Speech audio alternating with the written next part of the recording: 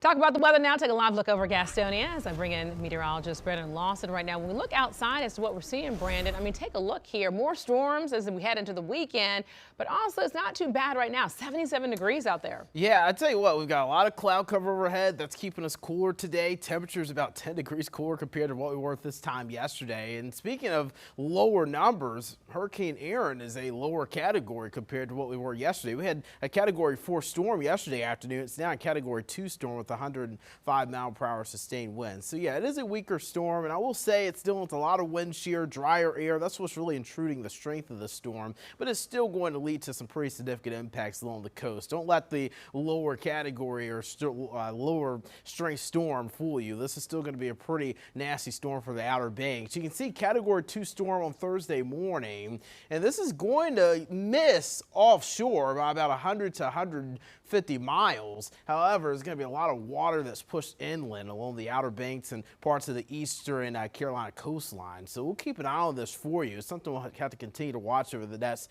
few days. The storm is going to weaken by the weekend and then head towards the northern Atlantic and cooler waters by Friday and Saturday. But notice already seeing high rip current risk today along the Carolinas coast, really across the East Coast in general.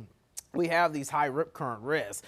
I want to urge you folks, if you are heading to the beach, I don't care if you're heading there on Friday, Thursday, Wednesday, do not get in the water. We had 70 rescues on Wrightsville Beach yesterday, and that was there are other beaches too that had multiple water rescues just from folks getting caught in rip currents. There's just not going to be a safe way to be in the water this week with that hurricane offshore, so please, please, please be careful. We're also tracking some pretty significant wave heights as we get into Wednesday and Thursday. Along the East Coast, 10 to 20-foot waves. The highest waves will be towards the Outer Banks. That's where I think we could possibly see over 20-foot waves. So just please make sure you're staying out of the water and just making sure everything's secure if you have anything along the coast. Storm surge warnings in effect for the Outer Banks as well. 2 to 4 feet of storm surge a possibility. Tropical storm warnings as well along the East Coast, at least along the North Carolina's coastline. That's where we're going to be tracking those tropical storm force wind gusts. So that's where the main dangers will be from the storm along the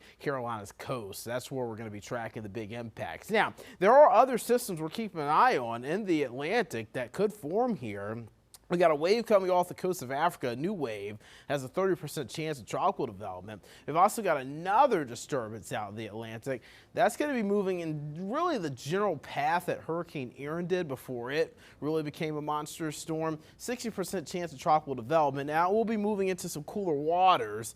Erin has really upwelled a lot of cooler waters from the deep ocean levels. So that's why I don't think the storm is going to be as strong, but we'll have to watch it. It could have more land impact to its more southern trajectory. Satellite radar has things quiet. We do have a cold front that's going to be driving in later this week. There's Hurricane Erin just 8 miles east of Florida. So here's Futurecast showing things mainly dry today. A few spotty showers in the mountains. Same story can be said for tomorrow. I do think we'll see a little bit more storm activity west of I-77 tomorrow, but Charlotte and Point south and east will be drier. And then here's Wednesday night and Thursday, Hurricane Erin making its pass offshore. We get some cloud cover from the north, maybe a few spotty showers from north to south on Thursday.